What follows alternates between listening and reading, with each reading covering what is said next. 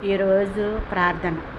యెహోవా కెరూబుల మీద నివసించుచున్న ఇశ్రాయేలు దేవా, భూమి ఆకాశములను కలుగజేస్తున్న అద్వితీయ దేవా, నీవు సకల లోక రాజ్యములకు దేవుడవై ఉన్నావు తండ్రి. స్థలమందు చేయబడు ప్రార్థన మీద మీ కనుదృష్టి ఉంచండి, మీ చెవులు ఆలకించండి. ప్రార్థనకు తగిన ప్రతిఫలాన్ని మీరు మాకు అనుగ్రహించండి.